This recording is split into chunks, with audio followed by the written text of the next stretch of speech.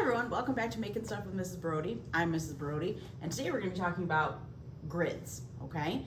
You might have seen them as on paper in your math classes. You might have used them in math, but there are ways that we can use them in art that you probably didn't even know about. So before we show you the project, I got to break down what a grid is. So there's two parts that make up a grid, columns and rows. Columns are those parts that go up and down, which makes them vertical. Rows are the parts that go back and forth, so that makes them horizontal. And when we look at a grid, we use both of these in art to make little squares. That's the part of the grid. So if you look at my example, it's not the whole thing, it's just partially because I ran out of tape.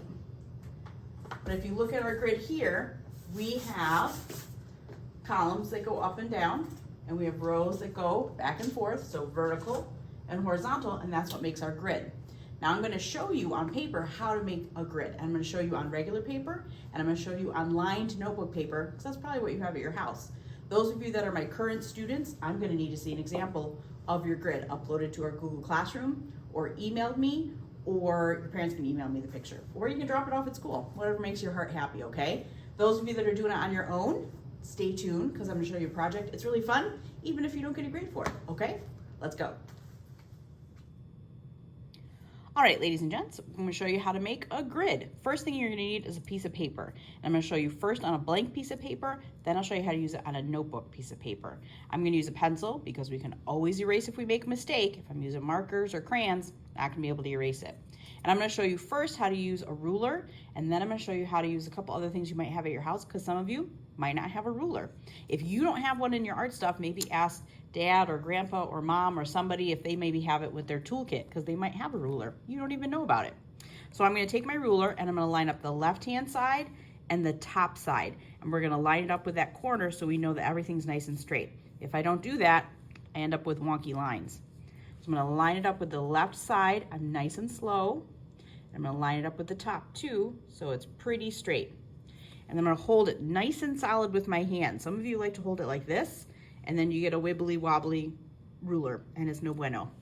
And I'm going to drag down the ruler, making sure my pencil stays nice and close. And when I'm done, voila, perfectly straight, awesome line. Now, I'm going to keep lining up the left side of the ruler with my pencil line all the way across my paper. And I'm going to keep doing that. So I have another perfectly straight line, and I'm going to keep on cruising. Now, keep in mind, I'm awesome. I've done this a lot, and I'm actually rushing a little bit so you guys can see the whole thing. I want you really to take your time until your whole paper is filled up and your lines should be nice and straight. And you should be making your lines just a smidge bit lighter, kind of like that one. So if you make a mistake, you can erase. I'm just making mine nice and dark so you can see those bad boys. I think one more line will do it. All right, if it doesn't end up perfect, see how this is a little fatter than the other side? I'm not gonna worry about it. Nothing needs to be perfect. Now these are my columns. They're my nice vertical lines. I'm actually gonna turn my paper, so now they're rows. There are horizontal lines. I'm gonna do the exact same thing all the way across the paper. So again, I'm lining up the left side with the left side of my paper, and I'm gonna line up the top too, just to make sure I'm perfectly straight. And I'm gonna make lines all the way across. And when you're done, you're gonna start looking like a grid, because you'll have columns and you'll have rows. Look at that. Awesome sauce, right? Now let's say I don't have a ruler. I could use just a regular old box. This happens to be a box of pencils because that's what I got. So now I have my box. I'm just worried about the top and the side. So I'm gonna line it up with the top and the side, and oh no, it doesn't go all the way down the paper, but that's okay. So I make my line, stop at the end of the box, then I'm gonna take my box and try and line it up with my pencil line and finish my line. Not exactly perfect, but I would take that. And then you're gonna go all the way across. But Mrs. Baroody, I don't have little boxes. All I have are books or something like that. If you give a mouse a cookie, great book. This way, we might have to change it up a little bit. So I might use it and just kind of eyeball it. I'm gonna try and make this column over here the same width as the other column that I started with. So I'm lining up the cookie book with the bottom edge of my paper. I'm trying to make sure that it's equal distance like the other one, and make a line.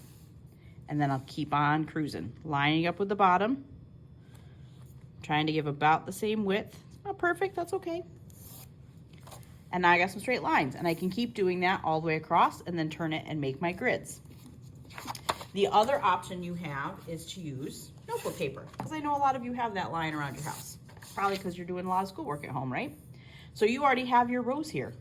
Perfect. I'm gonna start at this pink line, and I'm gonna line my ruler up with my pink line and go straight down. Whoop. And then just like with our book and with our other things that we measured with, we're gonna line it up with the line and keep cruising. Now your grid is gonna be a little different, and that's okay. You're gonna have kind of skinny rectangles instead of boxes. Is it a grid? Yes, it is. Now once you've done your grid, look at that, that was even faster than the other one. Once you've done your grid, you can start adding colors. And what I'd like to see from my current student is some sort of pattern. A pattern is something that repeats itself over and over again. So I could do red, orange, red, orange, red, orange, all the way across. I could do purple, red, orange, purple, red, orange. I could do circle, square, circle, square. Whatever kind of pattern you want, I just want to see that it repeats. And you could do different patterns. So maybe in this area, I'm going to do a color pattern. Maybe over here, I'm going to do a design pattern. Whatever you do, make sure that you are being safe, you are being kind, and you are being creative. And I'll see you next time for the next lesson. Bye, guys.